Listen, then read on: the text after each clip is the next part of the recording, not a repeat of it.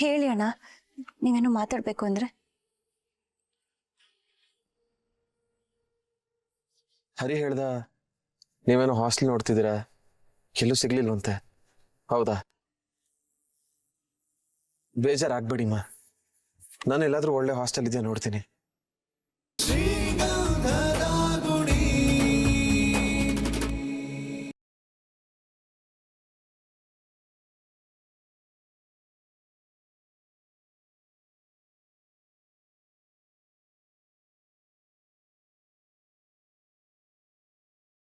ಲೇ ಸುಮ್ಮನಿರ್ರ, ಊಟ ಕೂತಾಗ ಏನ್ರ ನಿಮ್ದು?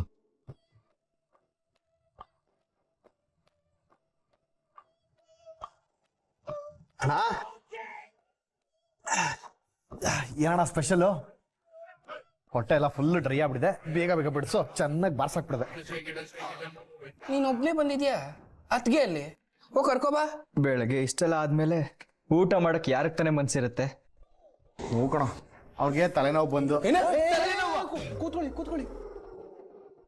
ಯಾಕೇನಾಯ್ತು? ಯಾಕೆ ಹಿಂಗೆ ಹೇಳ್ತಾ ಇದ್ದೀರಾ? ಅಲ್ಲ ಅತ್ಗೆ ತಲೆನೋವು ಒಂದಲ್ಲ. ಅದಾ, ಬೆಳಗ್ಗೆಯಿಂದ ಆಗಿರೋ ಸಿಚುವೇಶನ್ಗೆ ತಲೆನೋವು ಬಂದಿರ್ಬೋದು, ಊಟ ನಾನೇ ತಗೊಂಡೋಗಿ ಕೊಡ್ತೀನಿ ಅಂತ ಹೇಳ್ದೆ. ಅಷ್ಟ್ರಲ್ಲಿ ನೀವೆಲ್ಲ ಹಂಗ ಒಂದು ಕ್ಷಣ ಎಲ್ಲರೂ ಹೆದರ್ಸ್ಬಿಟ್ನಲ್ಲ ಇವನು.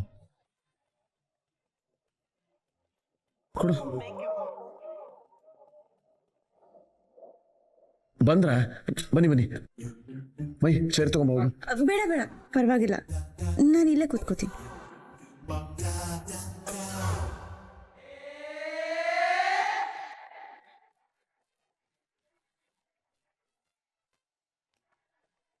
ಯಾಕಣ್ಣ ಅಲ್ಲಿ ಜಾಗ ಸಾಲ್ತಿಲ್ವಾ? ರಾತ್ರಿನೂ ಅಷ್ಟೇ ನನ್ನ ತಳ್ಳಿ ತಳ್ಳಿ ಗೋಡೆ ಗಂಟಿಸಿ ಅಪ್ಪಚ್ಚಿ ಮಾಡ್ಬಿಡ್ತಾನೆ. ಆಯ್ತು ಸರಿ ಬಿಡು.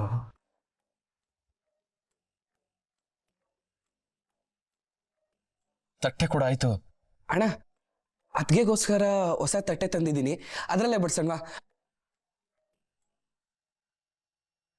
ನಾನೇ ತಗೋಬರ್ತೀನಿ. ಆ ತಟ್ಟೆ ನೋಡಿದ್ರೆ ನಿಮ್ಗೆ ಖುಷಿ ಆಗ್ಬೋದು. ಅದ್ಯಾವ ಥರ ತಟ್ಟೆ ಅಣ್ಣ? ಊಟ ಮಾಡೋದೇ ತಾನೇ? ಅಣ್ಣ ಇದು ಬರೀ ತಟ್ಟೆ ಅಲ್ಲ, ಈ ತಟ್ಟೆಲಿ ಒಂದು ಸರ್ಪ್ರೈಸ್ ಇದೆ. ಸರ್ಪ್ರೈಸಾ? ಏನ್ ಸರ್ಪ್ರೈಸು?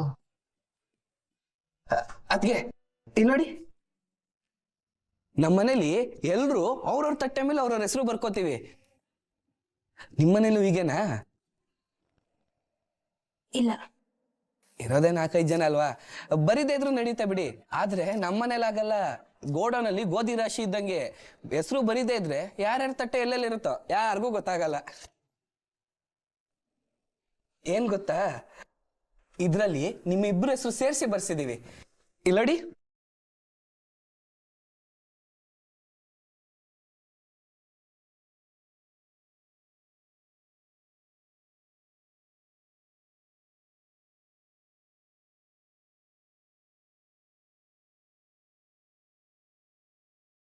ಸೂಪರ್ ಕಣಮ್ಮಯ್ಯಿ.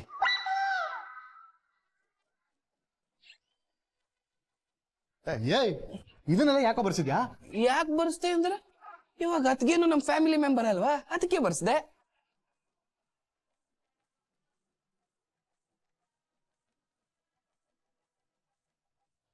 ತಗೊಳ್ಳಿ ಅತ್ಗೆ.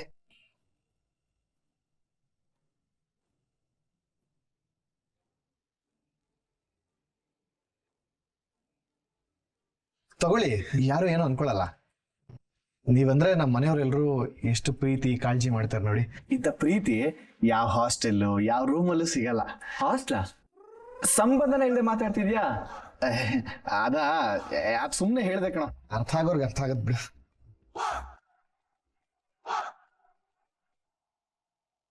ತಗೊಳ್ಳಿ ಅದ್ಗೆ.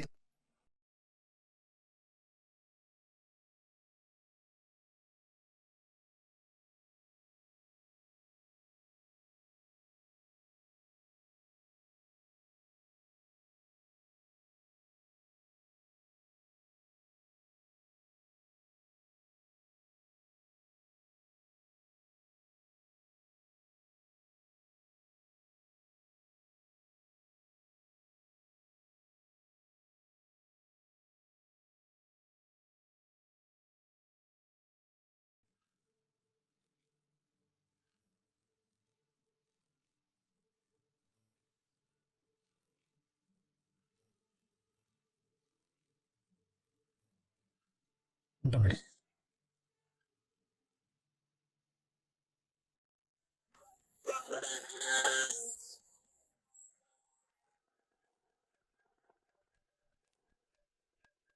ಯಾಕೇನಾಯ್ತು? ಊಟ ಮಾಡಿ. ಅಲ್ಲ, ನೀವೆಲ್ಲ ಇಷ್ಟು ಆರಾಮಾಗಿ ಊಟ ಮಾಡ್ತಿದ್ದೀರಾ?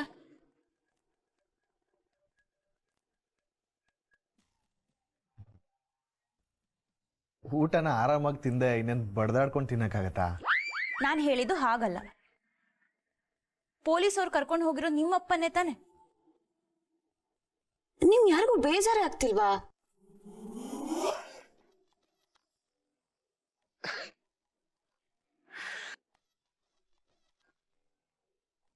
ಅಯ್ಯೋ ಅದ್ಗೆ ಅದ್ ಬಿಡಿ, ಆಗ್ ಬೇಜಾರ್ ಮಾಡ್ಕೊಂಡ್ರೆ ನಾವ್ ತಿಂಗಳು ಪೂರ್ತಿ ಬೇಜಾರ್ ಮಾಡ್ಕೋಬೇಕು.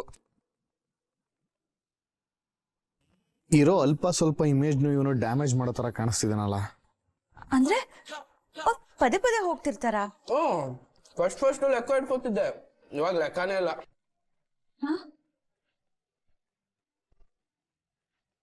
ಲೈ, ತಟ್ಟೆಲಿ ಹೆಸರು ಬರೆದು ಖುಷಿ ಪಡಿಸಿ ಈಗ ಅದೇ ಹೆಸರನ್ನ ಹಾಳು ಮಾಡ್ತಿದ್ಯಲ್ಲೋ. ಅಲ್ಲ ಅದ್ಗೆ ನೀವೇ ಹೇಳಿ, ಈ ವಯಂಗೆ ಈ ವಯಸ್ಸಲ್ಲಿ ಈ ಹೊಡೆದಾಟ ಬರ್ದಾಟ ಈ ರನ್ನಿಂಗ್ ರೇಸು ಇವೆಲ್ಲ ಬೇಕಾ?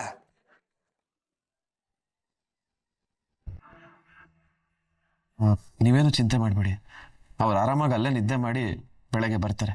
ಊಟ ಮಾಡಿ.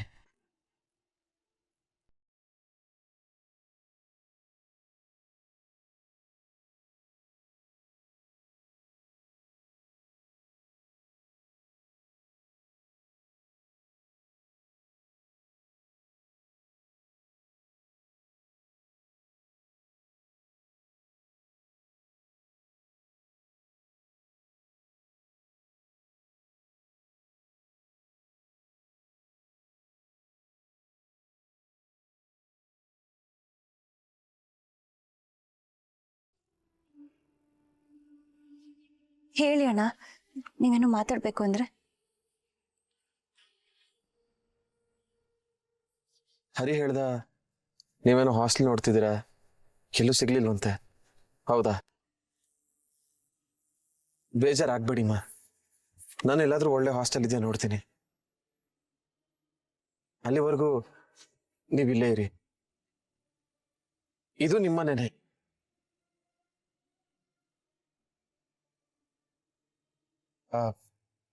ನಿಮ್ಮನೆ ಅಂತಾನೆ ಅನ್ಕೋಬಹುದು.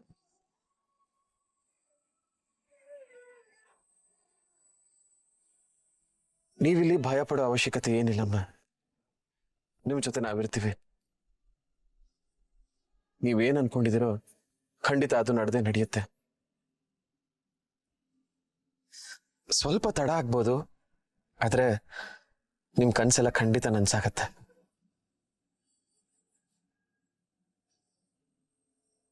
ಮತ್ತೆ ನೀವು ಒಡವೆ ಮಾರಿ ಹರಿಗೆ ದುಡ್ಡು ಕೊಟ್ರಿ ಅಂತ ಗೊತ್ತಾಯ್ತು. ಅದ್ ನನ್ ಮನ್ಸಿಗೆ ತುಂಬಾ ನೋವಾಯ್ತಮ್ಮ. ಒಂದೇ ಮನೇಲಿದ್ದೀವಿ, ನಮ್ಮ ಮಧ್ಯ ಈ ದುಡ್ಡಿನ ವ್ಯವಹಾರ ಎಲ್ಲ ಬೇಕಿತ್ತ? ಬೇಡ ಬೇಡ ಅಂದ್ರು ನೀವೇ ಒತ್ತಾಯ ಮಾಡಿದ್ರಂತೆ.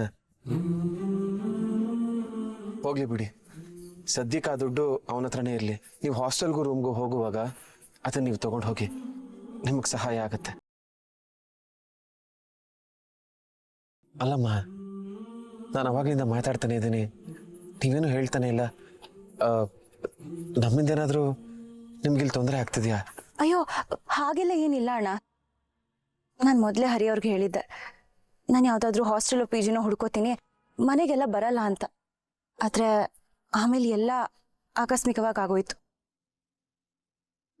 ಆಕಸ್ಮಿಕ ಅಲ್ಲ, ದೇವ್ರು ಕೊಟ್ಟೋರ ಋಣಾನು ಬಂದ. ಆದರೆ ನಾನು ಇಲ್ಲಿ ಇರೋಕ್ಕಾಗಲ್ಲ ಅಣ್ಣ. ನಾನು ಅನ್ಕೊಂಡಿದ್ದೆ ಒಂದು, ಆದರೆ ಆಗ್ತಾ ಇರೋದೇ ಬೇರೆ. ನೀವು ನನ್ನ ಪರಿಸ್ಥಿತಿನ ಅರ್ಥ ಮಾಡ್ಕೊತೀರಾ ಅಂತ ಅನ್ಕೊಂಡಿದ್ದೀನಿ. ಅರ್ಥ ಆಗುತ್ತಮ್ಮ, ಅರ್ಥ ಆಗುತ್ತೆ. ನೀವೇನು ಟೆನ್ಷನ್ ಆಗ್ಬೇಡಿ, ನಾನು ಗೊತ್ತಿರೋರ್ಗೆ ಹೇಳಿ ಒಳ್ಳೆ ಕಡೆನೇ ರೂಮ್ನ ನೋಡಕ್ ಹೇಳ್ತೀನಿ. ಅಯ್ಯಯ್ಯೋ, ಮುತ್ತಣ್ಣ ಯಾಕೆ ಹಿಂಗೆ ಹೇಳ್ಬಿಟ್ಟ? ನಾನು ಇಲ್ಲೇ ಇರಲಿ ಅಂತ ಡಿಫಿಕಲ್ಟ್ ರೋಡಲ್ಲಿ ಡ್ರೈವ್ ಮಾಡ್ತಾ ಇದ್ದೀನಿ, ಇವನು ಡೈರೆಕ್ಟಾಗಿ ಫ್ಲೈಟ್ ಹತ್ಸಿ ಕಳಿಸೋ ಥರ ಇದ್ದಾನಲ್ಲ. ಥ್ಯಾಂಕ್ಸ್ ಅಣ್ಣ. ಸ್ವಲ್ಪ ಆದಷ್ಟು ಬೇಗ ನೋಡಿದ್ರೆ ಚೆನ್ನಾಗಿರ್ತಿತ್ತು. ಆಯ್ತಮ್ಮ, ಬೇಗ ನೋಡ್ತೀನಿ. ಈಗ ಟೈಮ್ ಆಗಿದೆ, ನೀವು ಹೋಗಿ ಮಲ್ಕೊಳ್ಳಿ. ಗುಡ್ ನೈಟ್ ಅಣ್ಣ.